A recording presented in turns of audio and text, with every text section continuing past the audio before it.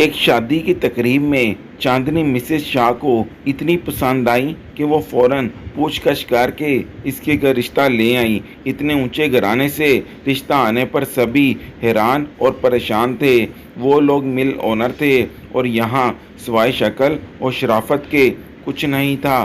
चांदनी के घर वालों ने इनकार को तो नहीं किया, लेकिन सोचने के लिए कुछ मोहलत मांग ली। ये रिश्ता कबूल ना करने में बहुत सी कपाहतें थीं। सबसे पहली बात यह कि वो लोग इतने बड़े लोगों की शान के मुताबिक जहेज़ देने की पोजीशन में ना थे और ना ही आलीशान शादी की हैसियत रखते थे। अगर एक तरफ शानदार रिश्ता ठुकराना कुफराने नेमत था, तो दूसरी तरफ इतने ज़बरदस्त रिश्ते को कबूल करना भी लम्हा फ़िक्रिया था। देखो रुकैया, इतने बड़े लोगों में रिश्ता करने पर तो मेरा दिल नहीं कर रहा।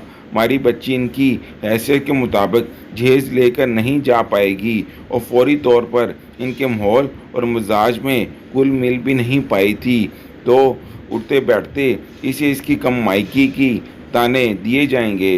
गरीब घर की लड़की होने की वजह से इसे दबकर रहना होगा।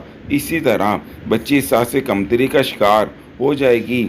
इतने इसने अपने खदशात ज़ाहिर किए तो अम्मी भी सोचो विचार में पड़ गईं। अम्मा, आपके सब खदशात अपनी जगह दुरुस्त हैं, लेकिन ये भी तो देखें कि वो लोग खुद चलकर रिश्ता जोड़ने आए हैं। हमने इन्हें अपनी तरफ नहीं खींचा है। वो हमारे बारे में छानबीन करके ही आए होंगे, और अगर इन्हें हमारे बारे में ज़्यादा मालूमात नहीं होंगी तो हमारे घर आकर हमारे हालात का बखूबी अंदाज़ा हो गया होगा। इसके बावजूद भी हमारी बेटी से रिश्ता जोड़ना चाहते हैं। अब आप ये सोचिए अम्मा, ये तो अल्लाह की मर्ज़ी और इसका हुक्म है। इसीलिए अल्लाह ने इन लोगों को हमारे घर में भेजा है। अल्लाह जोड़ा बनाकर ही दुनिया में भेजता है। जब दोनों फ़रीक़ैन के दरमियान माली और समाजी फ़र्क ज़ेर होता है, तो अल्लाह अपनी रहमत और कुदरत से दोनों के दिलों को जोड़कर करीब कर देता है। यहाँ पर बस यही मामला है। इन्हें अल्लाह ने हमारे घर भेजा है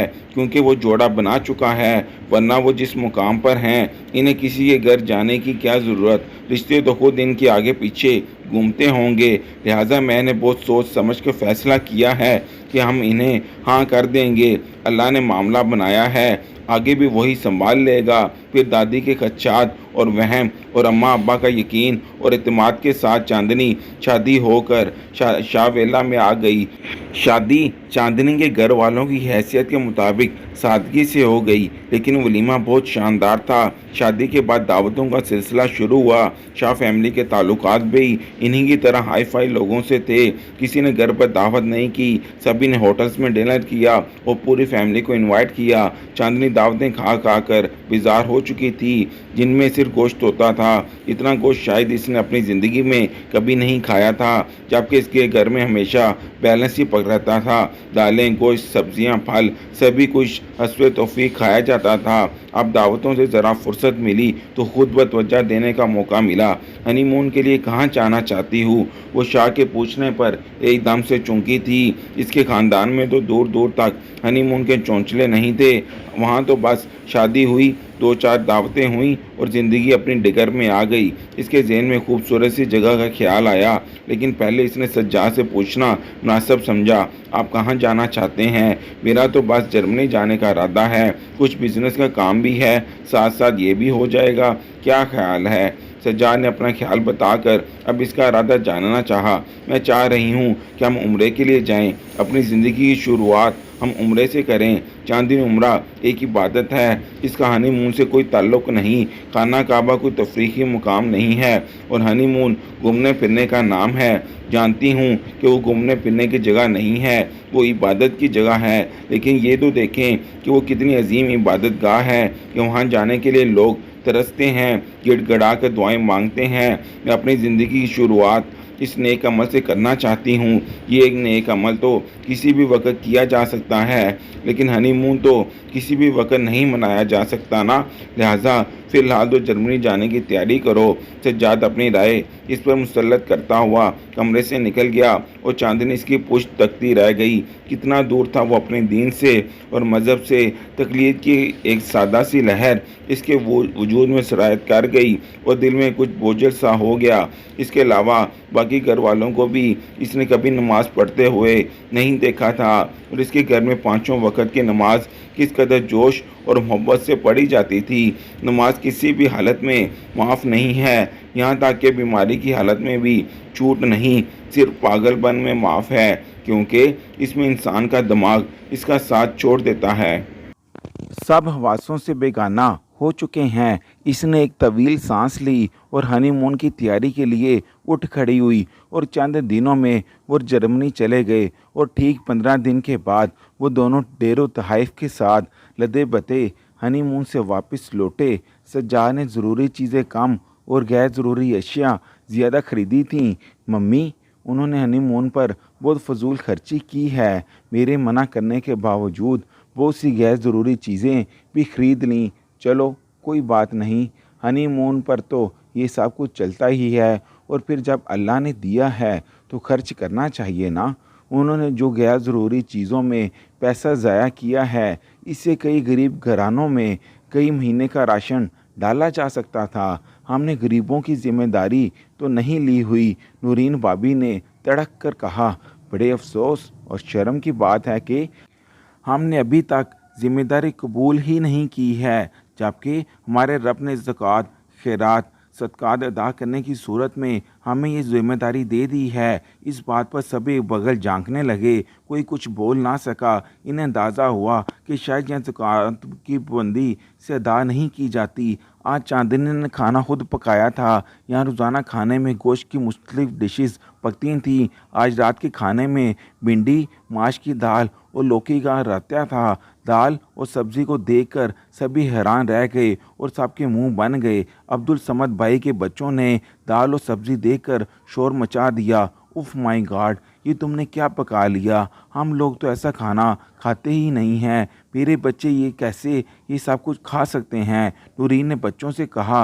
वह वेला मचाया। उन्हें ये सब कुछ पसंद नहीं है भाभी। ये सब चीज़ें भी अल्लाह ने खाने के लिए ही बनाई हैं। जब बच्चों ने ये सब खाया ही नहीं है तो इन्हें कैसे पता कि ये सब कुछ अच्छा नहीं है? नूरीन बिल्कुल चुप हो गई। सादो सारा में मैं आप दोनों को अपने हाथों से खिलाऊंगी, फिर आपको बहुत मज़ा आएगा। इसने इतनी मोहब्बत और नरमी से कहा कि बच्चे खामोश हो गए। चांदनी ने एक प्लेट में दाल और भिंडी निकाली और दूसरे में रायता, सलाद और खुबानी की चटनी निकाली। पहले आप दोनों बिस्मिल्लाह पढ़िए, फिर हम खाना शुरू करेंगे। मगर हम तो कभी बिस्मिल्लाह नहीं पढ़ते। साद ने कहा कि सभी शर्मिंदा से होकर नज़र झुका गए। लेकिन आज से पढ़ेंगे। जो काम अल्लाह के नाम से शुरू होता है, इसमें बरकत और भलाई होती है। दोनों ने बिस्मिल्लाह पढ़ी। फिर चांदनी उन्हें हर चीज़ के नवाले बना बना कर खिलाने लगी। चाची, ये तो बहुत मज़े का खाना है। हमने तो ऐसा कभी खाया ही नहीं। मम्मी और दादो तो हलीमा बीबी से सिर्फ गोश्त ही पकवाती हैं। चाची, आप रोज़ ऐसा ही खाना पका कर दिया करें। आपने देखा ना, जब अल्लाह का नाम लेकर खाना शुरू किया जाए तो वो खाना मज़ेदार हो जाता है। आप ठीक कह रही हैं चाची, अब हम रोज़ बिस्मिल्लाह पढ़ा करेंगे। बाकी साहब ने तो कुछ लिए दिए अंदाज में पसंदीदगी का इजहार किया। हलीमा बेगम गरम गरम रोटियां ला रही थीं और सब अभी तक बैठे खा रहे थे। डैडी ने रोटी के बर्तन की तरफ हाथ बढ़ाया तो वो खाली था। इतने में हलीमा बीबी ने रोटी ले आए। हलीमा, आज तुमने रोटियां कम पकाई हैं? मम्मी ने खाली बर्तन देकर पूछा। नहीं बेगम साहबा, आज तो मैंने रोज़ाना से ज़्यादा रोटियां पकाई हैं। भाई, हमारी बेटी ने खाना ही इतना मज़ेदार पकाया है कि हम खाते चले गए और हमें पता ही नहीं चला। डैडी ने हंसते हुए कहा। मीठे में चांदनी ने रसमलाई बनाई थी। सब ने खूब खाई और फिर भी सब यही कहते रहे कि मुझे तो थोड़ी सी मिली। ससुराल में चांदनी का पकाया हुआ पहला ही खाना सब ने बहुत रुग़बत से खाया था और खूब तारीफ़ की थी। अब आप दोनों शुक्र अल्हम्दुलिल्लाह कहिए, इसका क्या मतलब होता है? चाची बच्चों ने हैरत से पूछा। तो एक बार फिर सब शर्मसार हो गए। इस घर में इस किस्म के तकल्लुफ़ात में पढ़ने का रिवाज नहीं था। इसका मतलब है कि ए अल्लाह, हम तेरी रहमतों और नेमतों पर तेरा शुक्र अदा करते हैं। यहाँ सब मॉडर्न और बड़े आदमी थे। इस्लाम पर अमल करना नहीं था। जिसकी समझ में ये बात नहीं आती थी कि मॉडर्न और दौलतमंद लोगों ने मज़हब को अपने लिए माफ़ क्यों समझ लिया। वो फ़ैसला नहीं कर पाई थी कि वो यहाँ आकर गर्दाम में फंस गई है या ये सब बूंद में फंसे हुए हैं। इस घर के मर्द जुमा की नमाज भी नहीं पढ़ते थे, इसलिए इनकी औलादों में भी ये आदत नहीं थी। यहाँ आए दिन पिकनिक पार्टी और हाई टी के प्रोग्राम बनते रहते थे। तफरीहात के लिए मुल्की और गैर मुल्की दौरे होते रहते थे। अभी तक किसी को हज उम्रे का ख्याल नहीं आया था। दुनिया की चकाचूंध ने इनकी आंखें बंद कर दी थीं। दुनिया में इस कदर गर्क थे कि दीन की कश्ती में सवार होने का ख्याल ही नहीं आता था। आज छुट्टी थी और वो सब टीवी लॉन्च में बैठे टीवी देख रहे थे। चाय पर चांदनी ने शामी कबाब और चने की दाल का हलवा बनाया था। मैंने आप दोनों के मौलवी साहब को अभी तक नहीं देखा। आप दोनों कौन से सिपारे पढ़ रहे हैं? चाची, हमारे मौलवी साहब नहीं आते। क्यों? ये सुनकर इसे कुछ ज़्यादा हैरत नहीं हुई। इसे शक तो हो गया था। आज हकीकत खुलकर सामने आ गई। क्योंकि हम कुरान शरीफ नहीं पढ़ते। बच्चों ने मासूमियत से जवाब दिया, सज्जाद, आप किसी मौलाना साहब का फौरी बंदोबस्त करें ताकि बच्चे कुरान पाक पढ़ना शुरू करें। मैं कहाँ से मौलवी ढूंढना फिरूंगा? कैसी बातें कर रही हो तुम? वो नागवारी के अंदाज से तेज़ी से बोला। कैसी बातें मैं कर रही हूँ? यह आप दोनों बच्चे 8-9 साल के हो गए हैं और अभी तक कुरान पढ़ना शुरू नहीं किया, जबकि 10 साल की उम्र में तो कलाम पाक हिफ्ज़ हो जाता है। अगर आप ये काम नहीं कर सकते तो मैं खुद कर लूँगी। नूरीन भाभी बैठी उल्टे सीधे मुंह बना ही रही थी। इस वक्त वो शॉर्ट स्लीवलेस शर्ट पहने गले में दुपट्टा डाले बैठी थी। सास ससुर और देवरान के सामने थे। इन्हें इस बात की कोई परवाह और लिहाज नहीं था, जबकि चांदनी की नज़र शर्म से झुकी जा रही थी। सज्जाद, मगरब की अजान हो रही है। ये नाच गाना हटाकर कोई और चैनल लगा दीजिए। बल्कि बेहतर ये होगा कि आप इस वक्त टीवी बंद कर दीजिए। इसने सर पर दुपट्टा लिया तो सारा जल्दी से भागकर इसके पास आ गई। चाची, मैं भी दुपट्टा ओढ़ूंगी। इसने जल्दी से चांदनी के दुपट्टे का सिरा अपने सर पर रख लिया तो चांदनी ने इसे मोहब्बत से अपने साथ लगा लिया। ओ माय गॉड मम्मी, आप तो इस घर के बाहर अब मदरसे का बोर्ड लगा दीजिए। नूरी ने बुरा सा मुंह बनाकर कहा और पैर पटकती हुई वहाँ से चली गई। तुम्हें क्या ज़रूरत है हर वक्त दरस देने की? सज्जाद भी चिढ़कर इसके ऊपर चढ़ा दौड़ा। दरस वो हैरान रह गई। सज्जाद, हमारा दीन ही हमारा असल है। हमारी बुनियादें हमारे मज़हब पर खड़ी हैं। हम अपने मज़हब से हट के और कट के खुशहाल, कामयाब, मुकम्मल और नॉर्मल ज़िंदगी नहीं गुजार सकते। जब बच्चा पैदा होता है तो इसके जिस्म में ग़िज़ा से पहले कानों के ज़रिए अज़ान पहुँचाई जाती है ताकि इसे पता चल जाए कि वो मुसलमान है। अल्लाह अज़ान के ज़रिए दिन में 5 मरतबा हमें अपनी तरफ बुलाता है। सब खामोशी से सुन रहे थे। इसकी कोई भी बात गलत नहीं थी। जिस पर कोई आवाज़ उठाता सब बेजार से शक्लें बनाए बैठे रहे, लेकिन नमाज के लिए भी कोई नहीं उठा क्योंकि किसी को आदत ही ना थी और ना इस घर का माहौल था। चांदनी फजर की नमाज के बाद कुरान शरीफ पढ़ती थी, फिर घर के अंदर ही वॉक करती थी। घर इतना बड़ा था कि वॉक करने के लिए बाहर जाने की ज़रूरत ही नहीं थी। सब इस वक्त मज़े से सो रहे होते थे। चांदनी को लगता था कि सिर्फ वो ही नहीं सो रहे बल्कि इनके नसीब भी सो रहे थे। चांदनी ने अपने भाई के ज़रिए मौलाना का बंदोबस्त कर लिया था।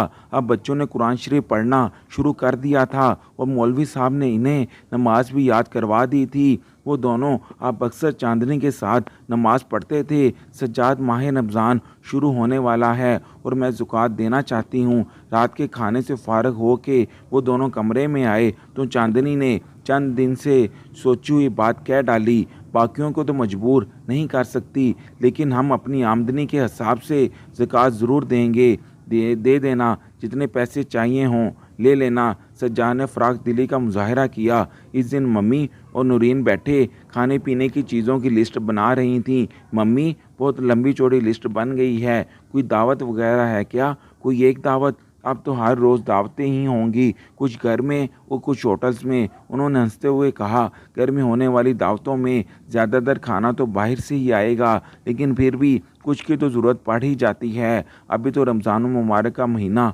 शुरू होने वाला है। चांदनी ने हैरत से पूछा, तो ये सब रमज़ान की ही तैयारी है?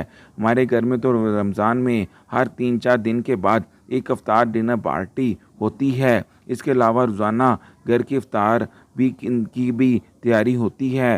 नूरीन भाभी के मुंह से ये बात सुनकर इसके अंदर एक हैरत अंगेज़ और खुशगवार से खुशी की लहर दौड़ गई और फिर वो बेचैनी से रमज़ान शुरू होने का इंतज़ार करने लगी। बहुत से लोग जो पूरा साल रमज़ान नमाज नहीं पढ़ते, वो अक्सर रमज़ान में दीन की तरफ आ जाते हैं। चांदनी के ससुराल वाले भी शायद इन्हीं लोगों में से थे। फिर वो मुबारक दिन भी आ गया जब टीवी पर रमज़ान मुबारक के चांद का ऐलान हुआ। रात के खाने के बाद चांदनी नमाज और तरावी के लिए खड़ी हो गई। इसने देखा न घर में ख़वातीन नमाज पढ़ती और ना घर के मर्द हजरात नमाज और तरावी के लिए मस्जिद गए। सज्जाद आज नमाज और तरावी के लिए मस्जिद नहीं गए।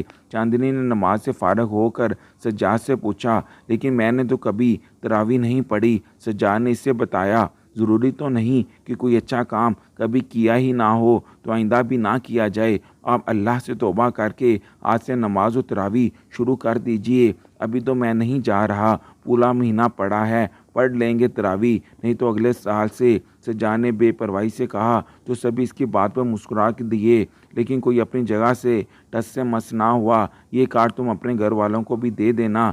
सज्जाद ने कार्ड्स चांदनी की तरफ बढ़ाए तो वे हैरान रह गई। घर में तो शादी नहीं है, फिर ये कार्ड कैसे? इसने कुछ उलझ कर हैरत से पूछा, ये इफ्तार और डिनर के कार्ड्स हैं। चांदनी ने हैरत और खामोशी से कार्ड्स थाम लिए। 12 दिन के अफराद और इफ्तार और डिनर के एहतमाम किया गया था। कुछ घर में थे और कुछ होटल्स में थे। इसे अंदाज़ा हुआ कि यहाँ नमूदो नमाइश और शान और शौकत के नाम पर बेतहाशा पैसा लुटाया जाता है। दुनियावी ज़िंदगी में मगन होकर ये लोग ज़िंदगी की असल हकीकत को बिल्कुल फरामोश कर बैठे थे। ये सब बहुत भटके हुए और बहके हुए लोग थे जो दुनियावी ज़िंदगी को ही सब कुछ समझ बैठे थे, दीन से बिल्कुल गाफिल थे।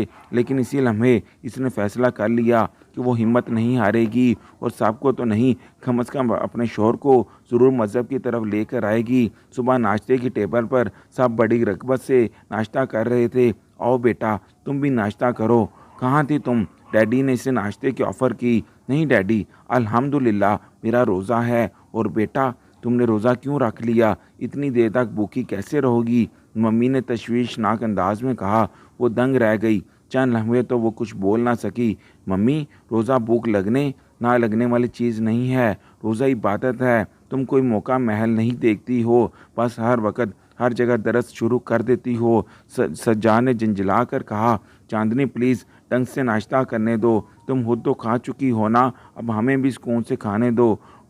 खामोशी से बिना कुछ खाए कहे वहाँ से हट गई। शाम में सामने बड़े एहतमाम से इफ्तार किया। लग ही नहीं रहा था कि इनमें से किसी का रोज़ा नहीं है। चांदनी ने सज्जाद से ज़कात के पैसे लिए और घर के सब मुलाजमीन को रमज़ान का राशन, ईद के कपड़े और ईदी भी हलीमा बीबी की बेटी की शादी के लिए इन्हें कुछ पैसे और जहेज़ का सामान ला कर दिया। तमाम मुलाजमीन खुश हो गए।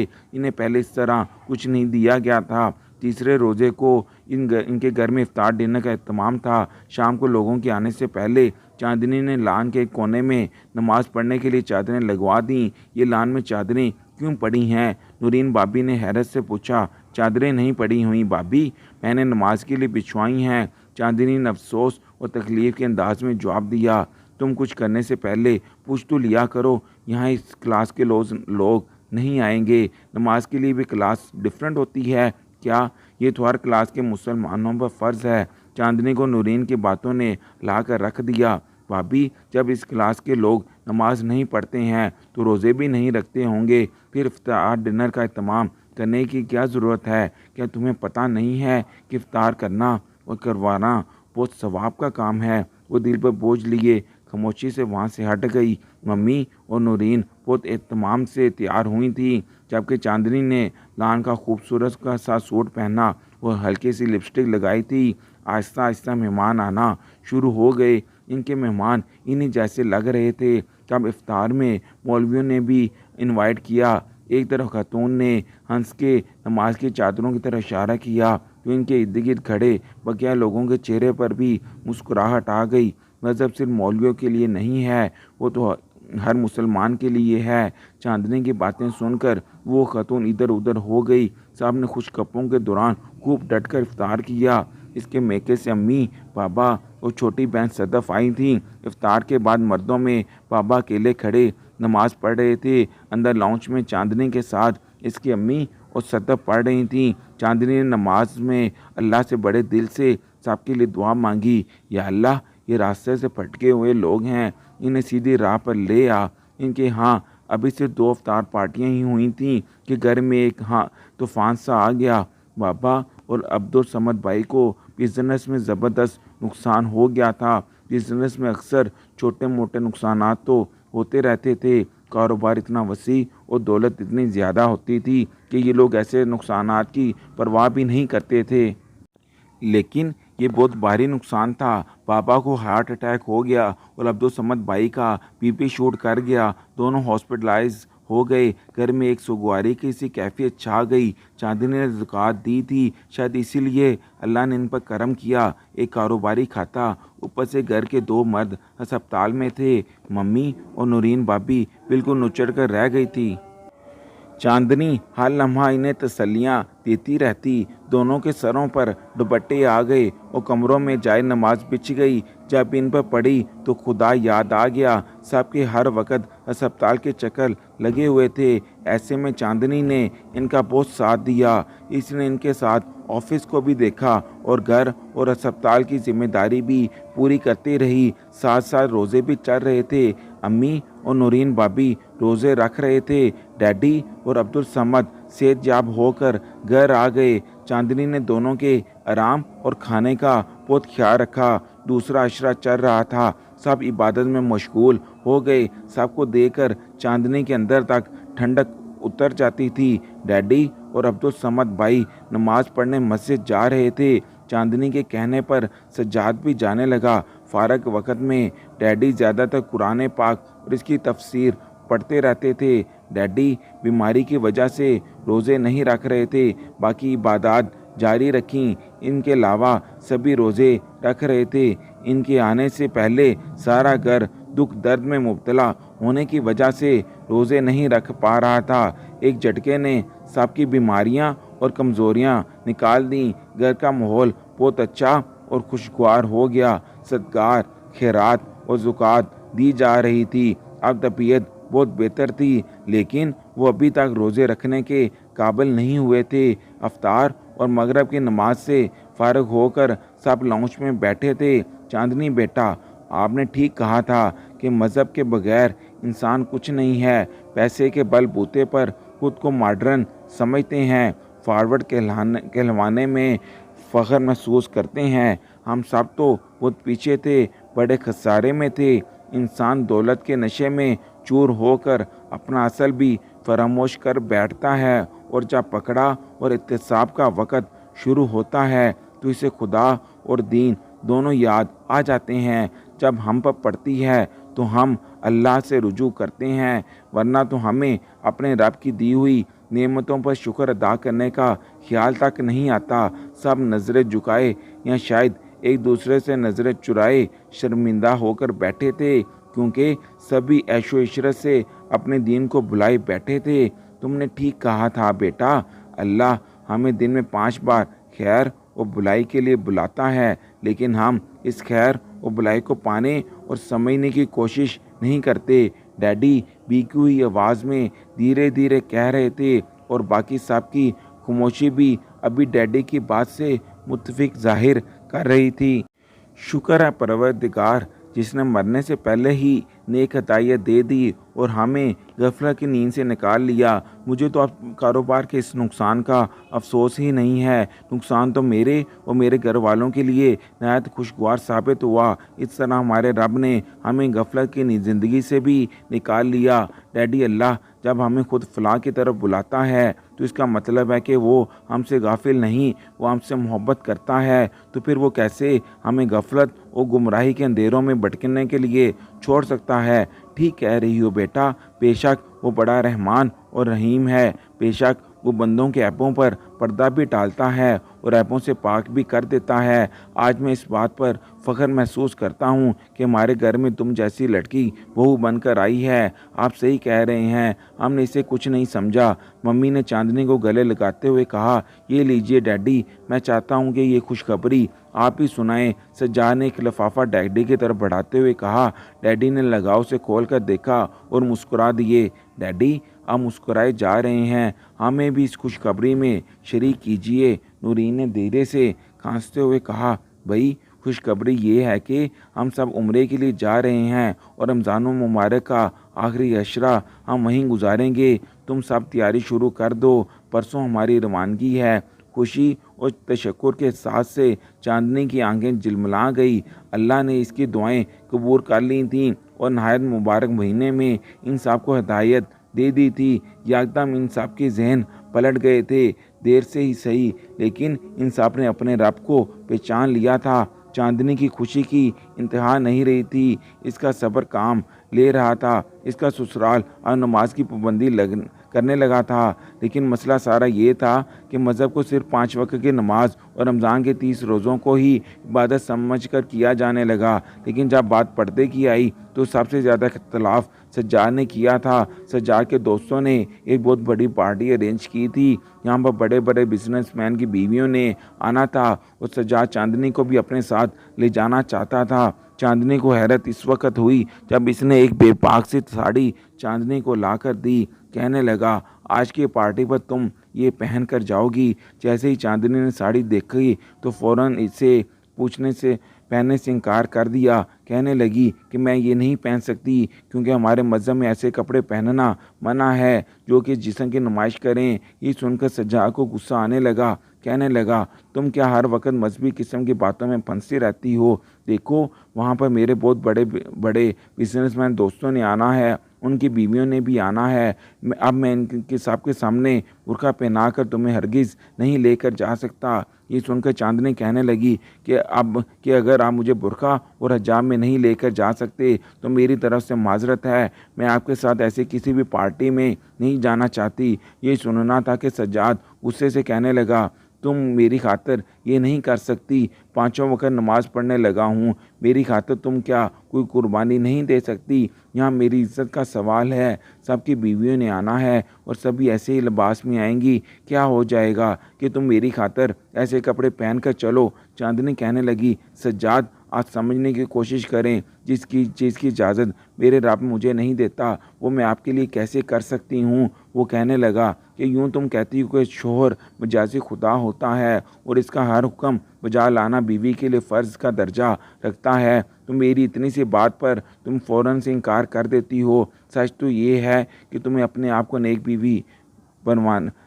परवीन बनने का शौक़ है। तुम चाहती हो कि लोग तुम्हारी तारीफ़ करें और कहें कि तुम बहुत दीनदार हो। तुम्हारे नज़दीक शोहर की बात की कोई अहमियत ही नहीं है और ना ही तुम मेरी बात को अहमियत देती हो। चांदनी कहने लगी, ऐसी बात नहीं है सज्जाद, मैं आपके लिए कुछ भी कर सकती हूँ, लेकिन आप खुद सोचें कि मेरा दीन इस बात की इजाज़त नहीं देता कि मैं कैसे खुद को बेपर्दा कर लूँ। सज्जाद कहने लगा कि वहाँ मेरे और भी बहुत से दोस्त हैं जिनकी बीवियाँ नमाज की पाबंद हैं, रोज़े भी रखती हैं, लेकिन अपने शोहर की खातिर फ़ैशन भी करती हैं। मर्द के लिए औरत का सजना संवरना फ़ैशन करना ये मना नहीं है। अगर इसका शोहर चाहता है कि इसकी बीवी मॉडर्न बनकर इसके सामने आए तो इसमें गुनाह नहीं है। वो कहने लगी, मुझे आपके सामने आपकी ख्वाहिश के मुताबिक आने पर कोई बात नहीं है, लेकिन मैं आपके साथ पार्टी में इस किस्म का लिबास पहनकर नहीं जा सकती। सज्जाद ने जब ये देखा कि चांदनी इसकी किसी भी बात पर राज़ी नहीं है तो वो गुस्से से बाहर चला गया। कहने लगा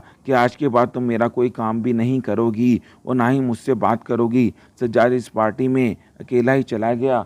चांदनी बेहद परेशान थी, नवाफल पढ़े और अल्लाह ताला से मदद मांगने लगी कि अपने शौहर को किसी तरह से इस बात पर इमादा करूं कि औरत के लिए पर्दा करना कितना ज़रूरी होता है, क्योंकि बहुत से घराने ऐसे हैं जो ख़ुद को दीनदार कहलाते हैं। नमाज भी पाँचों वक़्त की अदा की जाती है और ज़कात और रमज़ान मुबारक के रोज़े का भी अहतमाम किया जाता है, लेकिन जहाँ बात पर्दे की आती है वहाँ पर यह कहा जाता है कि दुनियादारी को भी साथ लेकर चलना पड़ता है और अक्सर पर्दा करने वाली लड़कियों के रिश्ते भी लोग ठुकरा कर चले जाते हैं कि हमें इतने पर्देदार लड़की नहीं चाहिए जो कि हमारे साथ माशरे में चल ना सके। समझने वाली बात यह है कि माशरे में रहने के तमाम तरीके कुरान पाक में मौजूद हैं कि इंसान अपनी ज़िंदगी को किस तरीके से इस्लाम के मुताबिक गुजारे, और इसमें पर्दा भी शामिल है। लेकिन हमारे माशरे में दीन में चलने को अलग ही राह करार दे दिया गया है और दुनियादारी तो एक अलग। हालांकि अगर कलाम पाक को पढ़ा और समझा जाए तो इसमें कारोबार से लेकर ज़िंदगी हर मामले के बारे में इस्लाह की गई है कि किस मामले को किस तरीके से करना है और किस चीज़ से बचना है। लेकिन अफसोस की बात यह है कि कलाम पाक को सिर्फ़ तिलावत की ही हद तक महदूद कर दिया गया है। बस ये समझा जाता है कि कलाम पाक की तिलावत कर दी गई है तो अब हमें स्वाब मिल जाएगा, पांचों नमाज़ें पढ़ ली गई हैं तो अब हम दुनियादारी में जो चाहे करते रहें, हमारे सारे गुनाह माफ़ हो जाएंगे। इसके बाद ना तो झूठ बोलने से इज्तनाब किया जाता है, ना ही कारोबार में जायज़ नाजायज़ तरीके को देखा जाता है, ना ही हलाल व हराम को अहमियत दी जाती है। चांदनी काफ़ी देर अल्लाह के हुजूर दुआएं करती रही। सज्जाद जब घर पर आया था तो शराब के नशे में चूर था। ये देखकर बहुत बुरा लगा था, चूँकि वो जब से वो नमाज़ पढ़ने लगा था इसने तो सिगरेट तक पीना छोड़ दी थी, लेकिन आज शायद गुस्से में शराब का सहारा लिया था। चांदनी इसको डगमगाते कदमों के साथ कमरे में आता देखकर फ़ौरन से इसके पास गई, इसे सहारा देने लगी तो इसने इसको झटक कर पीछे कर दिया। कहने लगा कि तुम मुझसे दूर रहो, तुम एक नाफरमान बीवी हो। पूरी पार्टी में तुम्हारी वजह से मैंने बहुत ज़िल्लत उठाई है। सबकी बीवियाँ आई थीं लेकिन तुम नहीं मेरे साथ गई। मेरे दोस्तों ने मुझे बहुत जलील किया। तुम्हारी बीवी तुम्हारे साथ कभी भी हमारे माशरे में रह ही नहीं सकती, वो हमेशा अलग थलग ही रहेगी। मुझे तो लगता है कि तुम मेरे साथ चलना चाहती ही नहीं हो। तुम अपनी 1.5 इंच की मस्जिद बनाकर बस इसी में ज़िंदगी गुजारना चाह रही हो। ये कहकर वो बेड पर गिर गया था। शराब के नशे में वो दुनिया से गाफिल हो चुका था। चांदनी ने रोते हुए इसके जूते उतारे, इसके मोज़े उतारे और इसको लिहाफ उड़ा दिया। खुद भी परेशान थी कि किस तरह से अपने शोहर को राह रास्त पर लाए, लेकिन सज्जाद का रवैया इसके साथ बदलने लगा था। अब वो ना तो नमाज पढ़ता था, ना ही चांदनी की कोई बात मानता था। कहता था, चाहे तुम्हारे नज़दीक मेरी बात की कोई अहमियत नहीं तो फिर मैं भी तुम्हारी बात को अहमियत क्यों दूं। वो कहने लगी, बात मेरी अहमियत की नहीं है, बात अल्लाह की है, और वैसे भी अल्लाह नमाज इंसान अल्लाह के लिए पढ़ता है, किसी इंसान के लिए नहीं। सज्जाद ने नोट किया था कि चांदनी इसके बड़े भाई से भी पर्दा करती थी। जब भी वो इसके सामने आता तो वो अपना दुपट्टा इस तरह से लेती कि इसका आधे से ज़्यादा चेहरा छुप जाता था। सज्जाद का एक कज़न अमेरिका से पाकिस्तान आया था और इसने 1 महीना इन्हीं के घर रहना था। काफ़ी बेतकल्लुफ़ सा नौजवान था, हर एक से मजाक करने की इसकी आदत थी और अब मजाक में वो सारे लिहाज भूल जाता था। चांदनी ने इस रात खाना बनाकर टेबल पर तो सज्जाद दिया था, लेकिन जब इसे पता चला कि हमारे घर सज्जाद का कोई कज़न आने वाला है तो वो किचन में ही खाना खा चुकी थी। इसलिए इसने बड़े आराम से सबसे माजरत कर ली कि वो इनके साथ खाना नहीं खाएगी क्योंकि इसे भूख नहीं है। ये कहकर वो सज्जाद के कज़न के आने से पहले ही अपने कमरे में जा चुकी थी। जिस माहौल में वो आई थी वहाँ पर पर्दे की जानब कायल करना इसके लिए मुश्किल तरीन अमर बनता जा रहा था। इसने बाद में बातों बातों में ये बात अपनी सास से भी कही तो वो कहने लगी कि पर्दा दिल का होता है, वो अल्लाह ताला नियतों को देखता है। अब तुम पर्दे का शोशा हमारे घर में मत छोड़ना। हम सब कुछ कर सकते हैं लेकिन तुमसे पर्दा नहीं करवा सकते। नूरीन भी नमाज की पाबंदी करने लगी थी लेकिन अपने शौहर के साथ हर पार्टी में भी जाती और ये हमारे सर्कुल का अहम हिस्सा है। हम लोग जाते भी हैं और लोग भी हमारे घर में पार्टी में आते हैं और बहुएं सबके साथ हाथ मिलाकर मिलती जुलती हैं। हमने तुम्हारी हर बात को अहमियत दी लेकिन तुम्हें भी हमारी इज्जत का पास रखना चाहिए। हम तुमसे ना तो कभी शरई पर्दा करवाएंगे और ना ही ऐसे किसी माहौल को अपनाएंगे। सज्जाद को अगर तुम यूं ही नाराज़ रखोगी तो यकीनन वो तुम्हारे लिए कोई गलत फैसला कर सकता है। तुम अच्छी तरह से सोच लो कि तुम्हें क्या करना चाहिए। वो तो अपनी सास के पास इसलिए गई थी ताकि वो इसकी मदद कर सकें, अपने बेटे को समझा सकें, लेकिन सास का जवाब सुनकर वो बहुत मायूस हुई थी। एक बार वो किचन में काम कर रही थी जब सज्जाद का कज़न फ़ारूक बड़ी बेतकल्फ़ी से किचन में दाखिल हो गया। गर्मियों के महीने थे और किचन में सिर्फ चांदनी और एक मुलाजमा ही हुआ करती थी। घर का कोई मर्द या मुलाजम किचन में नहीं आता था क्योंकि चांदनी किचन में दुपट्टा सर पर तो ज़रूर ओढ़ती थी लेकिन इस तरीके से नहीं कि अपना चेहरा छुपा सकती। नूरीन तो बहुत कम किचन का रुख करती थी, बस मुलाजमा से अपने बच्चों के फरमाइशी खाना इन्हें बताकर चली जाती थी या कभी चीज़ चाहता जो चांदनी के साथ थोड़ी बहुत हेल्प करवा देती। अलबत्ता चांदनी के हाथ के खाने सबको बेहद पसंद थे और ख़ास तौर पर सज्जाद को इसके हाथ के खाने बहुत अच्छे लगते थे, इसलिए वो सज्जाद के लिए तो लाजमी कुछ ना कुछ बनाती थी। अभी भी वो बिरयानी बना रही थी कि जब मुलाजमा कहने लगी कि वो कुछ देर के लिए अपने क्वार्टर में जा रही है, बस थोड़ी देर में आती है। इस वक्त चांदनी किचन में अकेली थी जब फ़ारूक किचन में दाखिल हुआ। अब तक इसने चांदनी को देखा नहीं था। चांदनी अपने ध्यान में काम कर रही थी क्योंकि वो जानती थी कि किचन में कोई भी मर्द बिला तकल्लुफ़ दाखिल नहीं होता।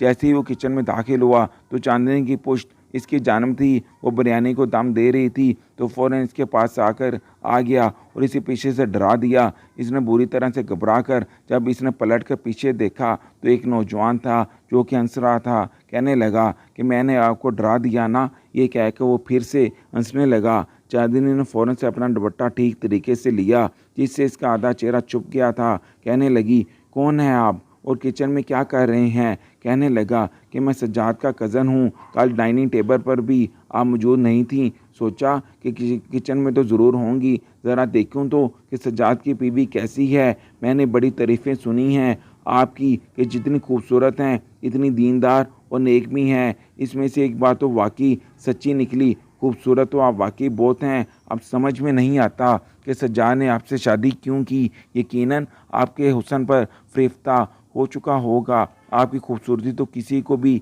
दीवाना बना सकती है। इसकी इस किस्म की फजूल बातें सुनकर चांदनी को गुस्सा आ गया। कहने लगी कि आप जो कोई भी हैं जाकर बाहर बैठें। किचन में ख्वातीन काम करती हैं, वहाँ पर किसी मर्द का यूं बेतकल्लुफ़ी से आना नहायत गैर मुनासिब है। वो कहने लगा, इसमें बुरा मानने वाली तो कोई बात नहीं। चांदनी का सख्त लहजा सुनकर वो कुछ संजीदा हुआ था। वो कहने लगी कि यूं बिला तकल्लुफ़ किचन में घुसना वो किसी की बीवी की तारीफ़ करना आपको गैर मुनासिब नहीं लगता? प्लीज़ आप यहाँ से जा सकते हैं और आइंदा बात करने से पहले तमीज़ और लिहाज का दामन मत छोड़िएगा। चांदनी का सख्त रवैया और बातें सुनकर फ़ारूक मुंह बनाता हुआ बाहर चला गया। चांदनी ने डाइनिंग टेबल पर खाना लगाया और ख़ुद किचन में आ गई और वहीं पर छोटे से गोल मेज़ पर बैठकर खाना खाने लगी। वो नहीं चाहती थी कि इसके फ़ारूक के सामने मज़ीद बेपर्दगी हो। सज्जाद की वजह से भी वो बेहद परेशान थी क्योंकि 8 दिन गुजर गए थे। सज्जाद इससे सीधे मुंह बात नहीं कर रहा था। वो इसके सामने माजरत करके थक गई थी लेकिन सज्जाद था कि मानने को तैयार ही ना था। अभी वो खाना खा रही थी कि साहब सज्जाद बड़े गुस्से से किचन में दाखिल हुआ। कहने लगा कि तुम खुद को समझती क्या हो? क्या कोई हूर परी हो जो कोई तुम्हें देख लेगा कि तुम्हें नज़र लग जाएगी? मुझे उम्मीद नहीं थी कि तुम मेरे कज़न के साथ इतनी बदतमीज़ी करोगी। वो तुम्हें बड़ी बहन और भाभी समझकर तुमसे हल्का फुल्का मजाक करने लगा। तुमने इसे जलील करके रख दिया। चलो उठाओ अपना सामान और निकलो मेरे घर से बाहर। चांदनी को अंदाज़ा नहीं था कि सज्जाद इसके साथ इस तरह का रवैया भी इख्तियार कर सकता है। इसने चांदनी का हाथ पकड़ा और इसे किचन से बाहर ले आया। सब लोग लाउंज में ही बैठे डाइनिंग टेबल पर खाना खा रहे थे जब वो इसे घसीटता हुआ ऊपर की सीढ़ियाँ चढ़ने लगा। सज्जाद के वालिद कहने लगे, ये क्या बदतमीज़ी है जो तुम अपनी बीवी के साथ किया जा रहे हो। सज्जाद कहने लगा कि मैं इस लड़की से तंग आ गया हूँ, मैंने बहुत गलत फैसला किया जो सिर्फ इसकी खूबसूरती को देखकर इससे शादी कर ली, लेकिन इसे सिर्फ अपने आप से गर्ज है कि इस दुनिया के सामने खुद को दीनदार साबित करने के लिए कुछ भी कर सकती है, शोर की नाफरमानी भी कर सकती है। पहले इसे हमारे घर के माहौल से मसला था कि हम नमाज नहीं पढ़ते, दीन से दूर हैं, और अब ये पर्दे का बहाना बनाकर हर एक से बदतमीज़ी करती है। आज इसने फ़ारूक के साथ बदतमीज़ी की और मेरे साथ भी पार्टी में जाने से इनकार कर दिया। मैं इस लड़की को अपने साथ नहीं रख सकता क्योंकि ये हमारे सर्कल में मूव करने के काबिल ही नहीं है। इसे पर्दा करना है, ये अपने मेके में जाकर पर्दा करे। मैं इसे अपने घर में बिल्कुल भी बर्दाश्त नहीं कर सकता। इसकी वजह से मेरे अपने दोस्तों में बहुत ज़्यादा रुसवाई हुई है कि तुम्हारी बीवी कौन सी इतनी हसीन है जिसे तुम लाते हुए घबराते हो। मैं क्या जवाब दूं सबको कि मेरी बीवी को पर्दा करने का शौक़ है। अगर इसे शरई पर्दा ही करना है तो ये अपने घर जाकर ये शौक़ पूरा कर सकती है। इस वक्त चांदनी के ससुर ने अपने बेटे को समझाया कि ये इस तरह का रवैया रखना मुनासिब नहीं है, लेकिन ये भी कहा कि वो इसे अपने घर में शरई पर्दा नहीं करवा सकते और इसे हर एक से अच्छे तरीके से बात करनी पड़ेगी, चाहे वो मर्द हो या औरत। और सज्जाद के साथ पार्टीज़ भी अटेंड करनी पड़ेंगी क्योंकि ये इनके बिज़नेस का एक अहम हिस्सा है। लेकिन चांदनी ने कहा कि वो बंदों की खातर अपने रब को नाराज़ नहीं कर सकती। सज्जाद कहने लगा, सुन लिया डैडी आपने, ये लड़की कभी नहीं बदलेगी, बेहतर ये है कि ये अपने घर जाकर रहे। चांदनी खामोशी से अपने कमरे में आ गई। आज इसका बहुत बड़ा इम्तिहान था। एक तरफ खुशहाल ज़िंदगी थी, चाहने वाला शोर था, किसी चीज़ की कमी ना थी, लेकिन एक तरफ अल्लाह की रज़ा थी। इसने अपने बैग में अपने कपड़े डाले, अपना बुर्का ओढ़ा और अपने वालिद को फ़ोन करके घर पर बुला लिया। इसके वालिद परेशान थे, हक्का बक्का सब कुछ देख रहे थे। वो रोते हुए अपने वालिद के साथ वापस अपने मेके में आकर बैठ गई, बेहद परेशान थी। इसकी वालिदा इसे कहने लगी, चांदनी तुमने ये सब अच्छा नहीं किया, तुम अपने शोर को आहिस्ता आहिस्ता कायल कर सकती थी। कहने लगी, अम्मी मैंने बहुत कोशिश की लेकिन सज्जाद मानने को तैयार ही नहीं थे। कहते थे कि मैं बेहुदा किस्म की साड़ी पहन कर इनके साथ पार्टी में जाऊं और मैं वो नहीं कर सकती थी। मैं किसी भी सूरत ऐसा लिबास नहीं पहन सकती जो मेरे रब को नापसंद हो। वो कहने लगी कि अब क्या होगा। चांदनी कहने लगी, जिस रब के लिए मैंने सब कुछ किया है वो मुझे कभी भी बेआसरा नहीं छोड़ेगा। मुझे ये यकीन है कि वो रो रो कर अल्लाह के हुजूर दुआ मांगा करती थी। दूसरी तरफ एक बहुत बड़ी पार्टी में नूरीन को अपने शोहर के साथ जाना पड़ा। वो वैसे लिबास में गई थी जैसा कि जाया करती थी। इस पार्टी में सज्जाद को भी गया था। वहाँ पर एक बेहयाई का बाज़ार गर्म था। एक डांस स्टेज भी बना हुआ था जहाँ पर बहुत से कपल डांस कर रहे थे, लेकिन बहुत से लोग ऐसे भी थे जो दूसरों की बीवियों के साथ कपल डांस करने में मसरूफ़ थे। इनके शोहरों को भी इस बात पर कोई इतराज़ ना था कि क्योंकि इनकी अक्सर बिजनेस मीटिंग इसी तरह की हुआ करती थी। जैसे भी जिसकी भी बीवी अच्छी लगती वो इसके साथ कपल डांस करने लगता। पहले तो नूरीन को ये सब चीज़ें इतनी बुरी नहीं लगती थी, लेकिन जब से इसने नमाज़ पढ़नी शुरू की थी वो इस तरह के माहौल से काफ़ी घबराने लगी थी। लेकिन इनकार इसलिए भी नहीं कर सकी क्योंकि सज्जाद का रवैया चांदनी के साथ देख चुकी थी।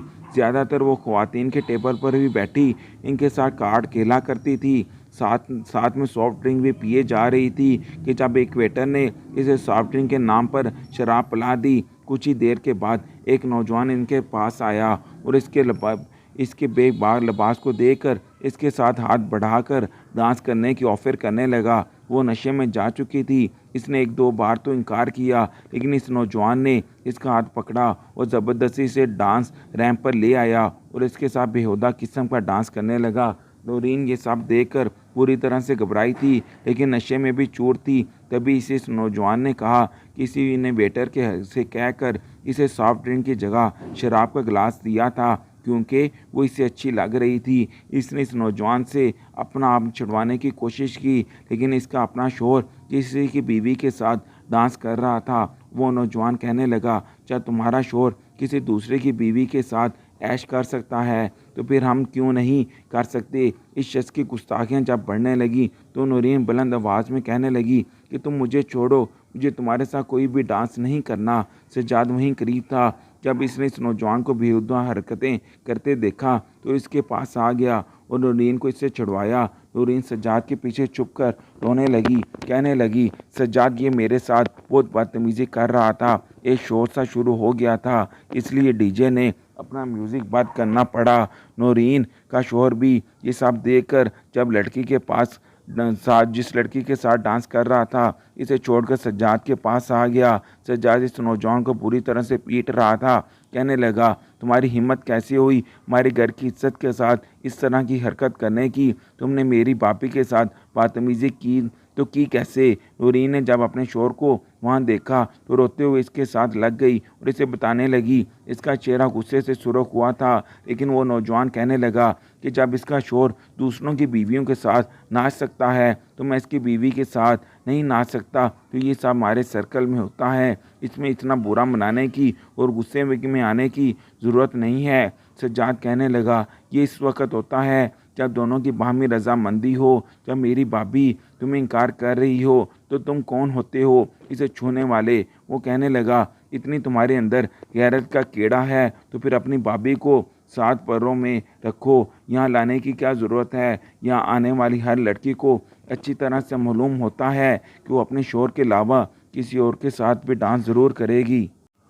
और तुम इतने ही गैरतमंद हो तो जाओ जाके 7 पैरों में रखो अपनी भाभी को, जैसे कि तुमने अपनी बीवी को रखा है। खुद तो तुम अपनी बीवी को यहाँ पर लाते नहीं हो, इसे 7 पर्दों में छुपा रखा है ताकि हम इसके साथ अपना दिल ना बहला सकें। और यहाँ पर तुम हमारी बीवियों के साथ नाच गाना करते हो, तब तुम्हारी गैरत कहाँ होती है। हमारी बीवियों के साथ नाच गाना करते हुए तुम्हें शर्म नहीं आती। और जब बात अपने घर की औरत पर आई तो गैरत जाग उठती है।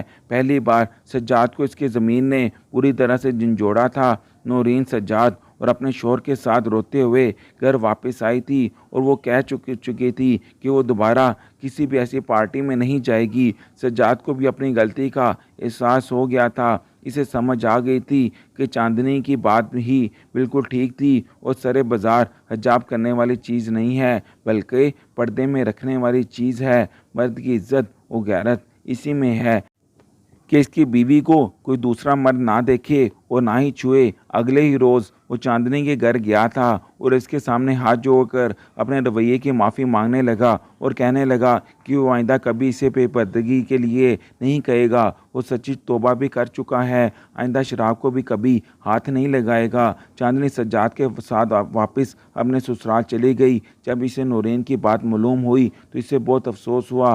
नूरीन ने भी हिजाब करना शुरू कर दिया था। घर का माहौल अक्सर बदल गया था। जब इंसान की नीयत अच्छी हो तो और वो अपनी जायज़ बात पर इस्तकामत के साथ खड़ा रहे तो बेशक अल्लाह ताला इसकी मदद ज़रूर करता है।